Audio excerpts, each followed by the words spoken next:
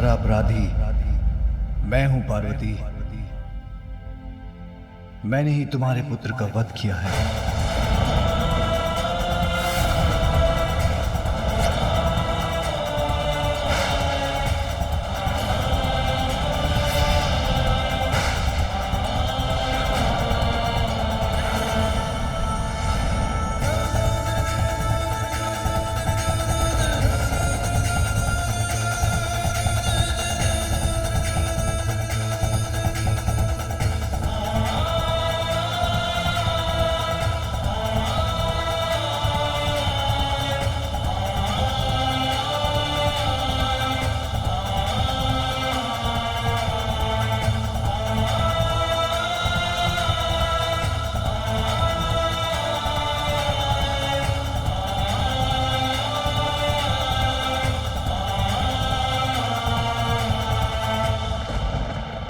तुम्हारा अपराधी मैं हूं पार्वती।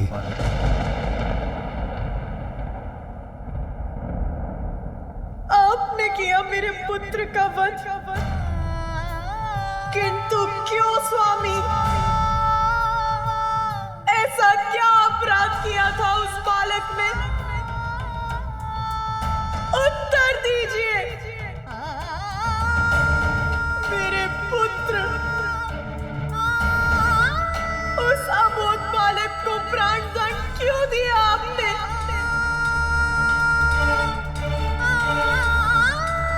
मैंने कुछ पूछा है आपसे, उत्तर दीजिए। मां का हृदय पुत्र की मृत्यु का कारण समझाने पर भी कहां समझ सकेगा मां। और तुमसे क्या कहूं, दुखद सत्य तो यह है कि इसके शीश को इसके धड़ से विलककर इसके प्राण हरने वाला मेरा ही त्रिशूल था। वो बालक जिसका जन्म अभी ही हुआ था, जिसने संसार को जाना तक नहीं था, उसका इतना भयंकर अंत हुआ मेरे ही स्वामी के इस तीक्ष्ण त्रिशूल से। इतना कष्ट हुआ होगा उसे, उसका प्राणांत हो गया। क्यों क्यों हुआ ऐसा? जो मेरे ही हृदय का स्वरूप था, मेरी ही कल्पना से जन्मा था, जो मेरी ही आज्ञा का पालन कर रहा था,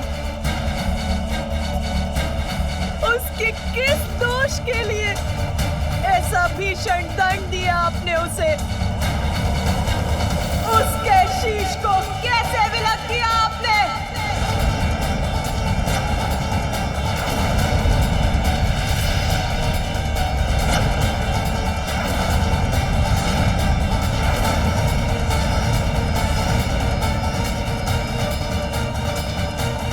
माता महाशक्ति का क्रोध जागृत हो रहा है।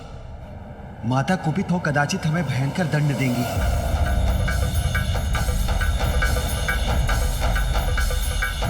जो हुआ वो अत्यंत कष्टप्रद है उमा, किंतु नियति के चक्र से तो मैं भी मुक्त नहीं। ये मैं तुम्हें कैसे समझाऊं? हमें क्षमा कर दे माता। माता, हमसे बहुत बड़ी भूल हो गई। माता, हमें नहीं ज्ञात था कि ये बालक आपका पुत्र है। माता, इसने हमें और प्रभु को भी भीतर प्रवेश करने से रोक दिया था। ठहर जाइए, किसी को भी भीतर जाने की अनुमति नहीं। माता, जब उसका विरोध कर भीतर प्रवेश करने का प्रयास किया तो उसने हम सभी को पराजित कर हमारी दुर्दशा कर दी। किंतु माता, उसमें दोष हमारा ही है। वो प्रभु ने तो मात्र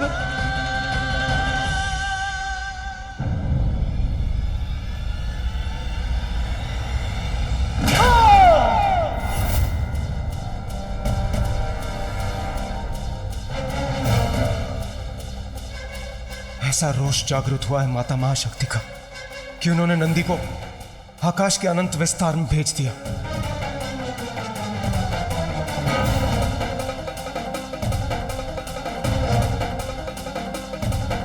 किसी को भीतर नहीं जाने दिया ना मेरे पुत्र ने। आप सभी के अनुसार ये था उसका अपराध।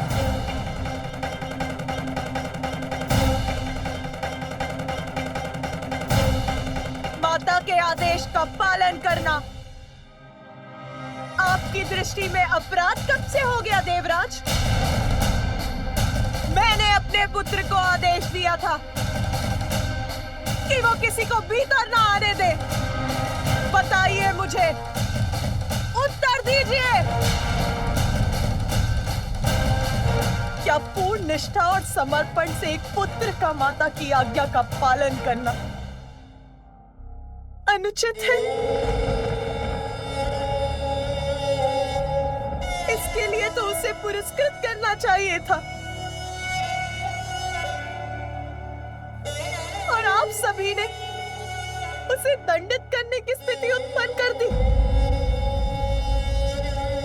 बिना तथ्य और सत्य जाने आप सभी उससे युद्ध कर उसे उत्तेजित करते रहे।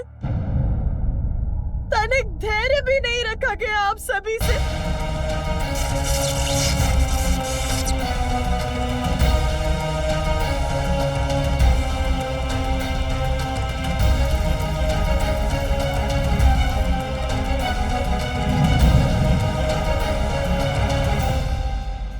सभी देवता एक साथ होकर एक बालक पर अपना शौर्य प्रदर्शित करते रहे।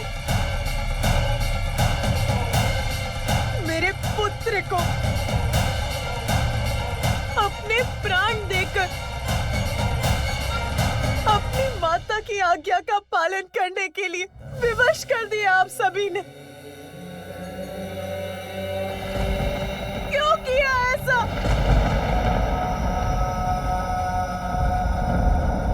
एक बार भी नहीं सोचा कि जिस असाधारण बालक ने आपको भवन में जाने से रोक दिया, जिसने अपनी शक्ति से आप सभी देवताओं को परास्त कर दिया, वो कौन हो सकता है? और यदि उसने आपको रोक ही दिया था तो थोड़ी प्रतीक्षा ही कर लेते। मैं अपना स्नान और अन्य कार्य कर यहाँ आने ही वाली थी, तब आप सभी से उसका परिचय करा देती। किंतु देवताओं का अहंकार ये कैसे स्वीकार करता कि एक अल्पायु बालक उनकी शक्ति को ललकारने में सक्षम हो रहा है? बताइए मुझे, महादेव या उनके गढ़ों के भीतर न जाने से सृष्टि की किस महत्वपूर्ण लीला में बाधा आ रही थी? एक बालक से संघर्षरत हो गए आप सभी देवता। क्या यही है आपका पराक्रम?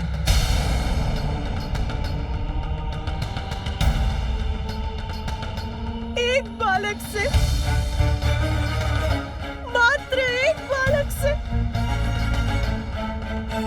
क्या हानि पहुंचाई थी उसने किसी को? क्या वो आपसे आपका पद मांग रहा था देवराजेंद्र? मेरा पुत्र, मेरा कोमल हृदय, निष्ठावान, आज्ञाकारी पुत्र मेरा मेरी अपनी मां की आज्ञा का पालन भर कर रहा था। बताइए मुझे, क्या इस घटना के बाद संसार का कोई भी पुत्र अपनी माता की आज्ञा का पालन करेगा? क्या किसी भी पुत्र में इतना साहस शेष रहेगा?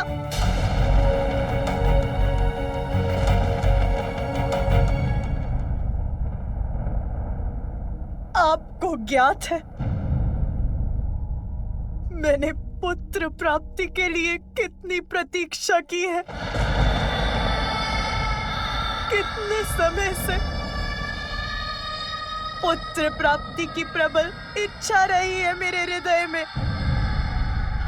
इसका तनिक भी अनुमान है आपको कि पुत्र प्राप्ति का वरदान प्राप्त करने के लिए मैंने कितने कष्ट सहे हैं?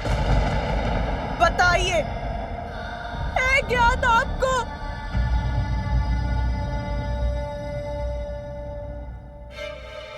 आदि शक्ति हूं मैं, आदि शक्ति हूं मैं, आदि शक्ति हूं मैं। वो आदि शक्ति जो उस समय सती के रूप में भी मैं सदा आपकी ही प्रार्थना में लीन रही, अपने पिताश्री प्रजापति दक्ष के विरुद्ध गई ताकि आपके साथ हमारा विवाह हो सके। बस! सती, ये कदापि नहीं हो सकता। मैं तुम्हारा विवाह उस शिव बैरागी से कदापि नहीं होने दूंगा। अनेकों कष्ट सहे, तब कहीं जाकर ब्रह्मदेव की सहायता से हमारा विवाह हुआ। परंतु उस विवाह के बाद भी मेरे कष्ट कम नहीं हुए। पिताश्री द्वारा आपको यज्ञ में ना बुलाए जाने के पश्चात आपके सम्मान की रक्षा के लिए मुझे अपने प्राणों की आहुति तक देनी पड़ी।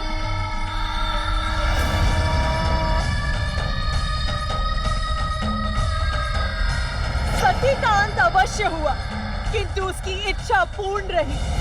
इसीलिए मैंने पुनः जन्म लेकर आपको मनाने के लिए वर्षों तक तप किए, ताकि इस बार मेरे पुत्र प्राप्ति की इच्छा पूर्ण हो सके। किंतु आप वर्षों तक समाधि में लीन रहे। आपको तो इसका आभास तक नहीं था। किसी प्रकार पुनः आपसे विवाह हुआ और वर्षों पश्चात जब पुत्र प्राप्ति की कामना की तो देवता अपने अपने संकट लेकर आ पहुंचे।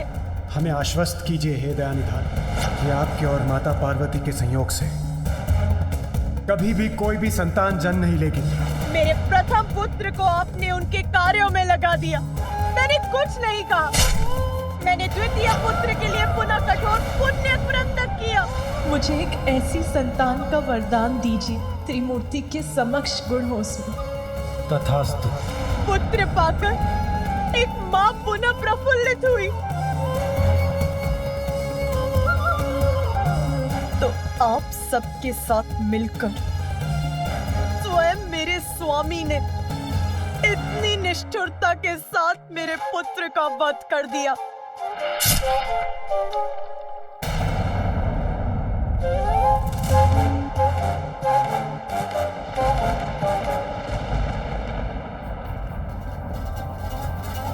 स्वामी, आपका त्रिशूल तो इसीलिए है ना कि उसका प्रयोग कर आप दुष्ट जनों से अपने भक्तों और अपनों की रक्षा कर सके, और आपने उसी से अपने पुत्र का वध कर दिया।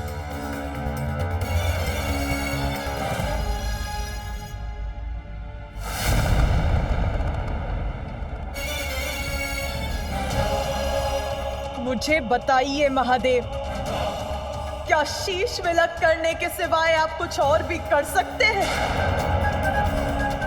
स्मरण है आपको कि सृष्टि के प्रारंभ में आपने काल भैरव का रूप धारण करके ब्रह्मदेव का ही शीश उनके धड़ से विलक कर दिया था, और फिर वीरभद्र का रूप धारण कर आपने प्रजापति दक्ष का भी शीश उनके धड़ से विलक कर दिया।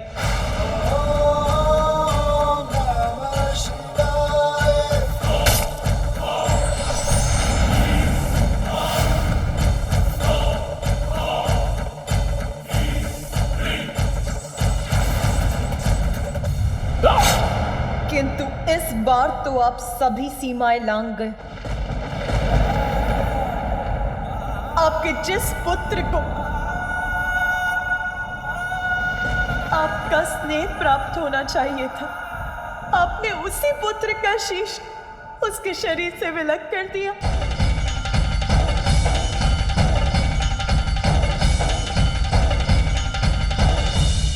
सर्वशक्तिमान है आप, ईश्वर है आप। तो उसका अर्थ ये नहीं कि जब आपकी इच्छा हो आप किसी को भी शत में छत कर देंगे। तक कि अपने पुत्र को भी, इतना भी नियंत्रण नहीं है आपको अपने क्रोध पर।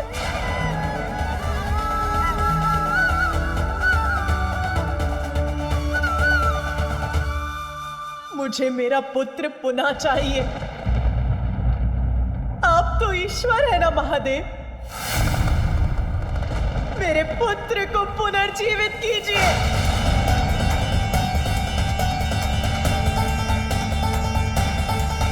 उसे पुनः उठकर मुझे मां कहने के लिए कहिए।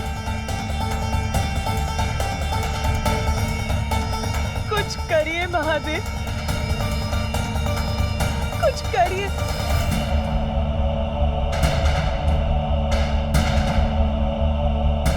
अन्यथा मैं भी अपना नियंत्रण खो दूंगी।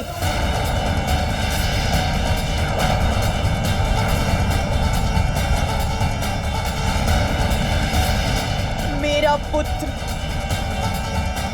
मेरा प्रिय पुत्र, मेरे सृजन से उत्पन्न हुआ मेरा पुत्र। क्यों महादेव, क्यों क्यों किया आपने ऐसा? क्यों?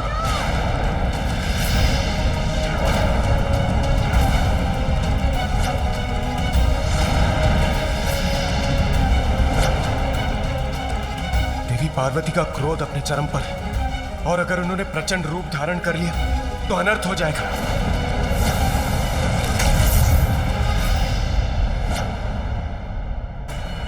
यदि आप उसे जीवन देना नहीं चाहते तो मैं जीवित करूंगी उसे।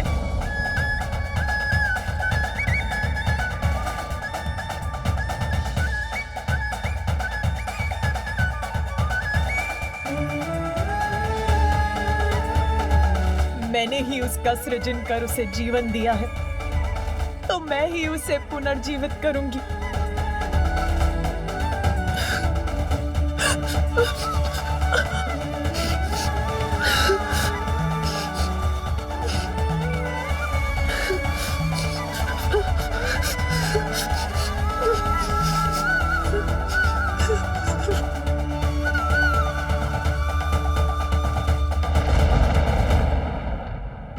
उमा, कैसे समझाऊं तुम्हें? तुम्हारे समस्त प्रयास निरर्थक हैं।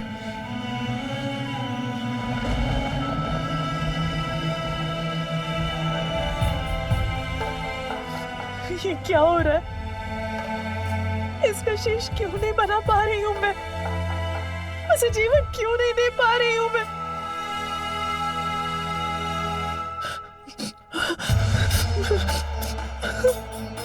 उसके शेष की भस्म को एकत्रित कर रही हूं तो वो बिखर क्यों जाती है?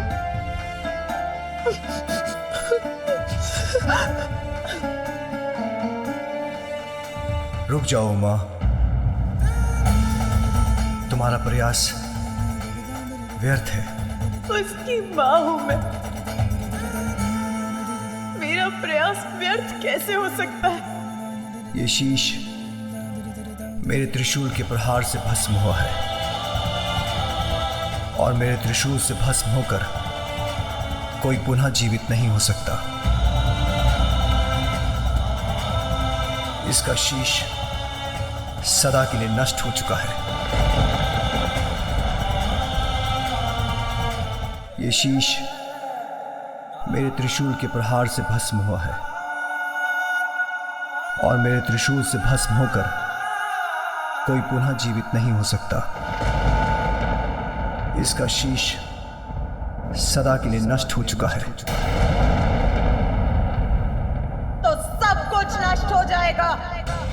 यदि मेरा पुत्र जीवित नहीं हो सकता तो संसार भी शेष नहीं रहेगा। ऐसी विनाश लीला उत्पन्न करूंगी मैं।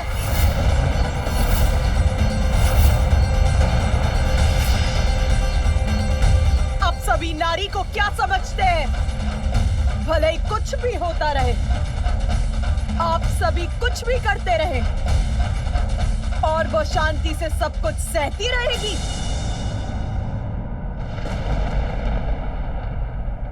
नहीं।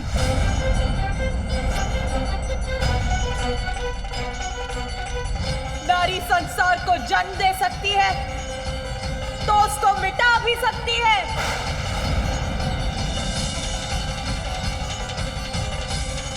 अब सर्वत्र विनाश ही विनाश होगा, कोई शेष नहीं रहेगा।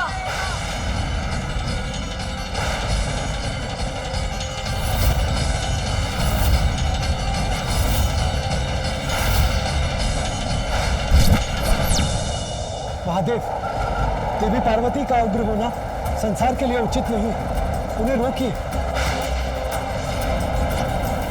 यदि वो महादेव के कहे को अनसुना कर दे तो आप ही उन्हें समझाइए प्रिय। अब समझने की आवश्यकता देवताओं को है स्वामी, जिनकी दृष्टि में पार्वती पुत्र का कोई महत्व नहीं था। इस संहार लीला में मैं भी देवी पार्वती के साथ हूँ।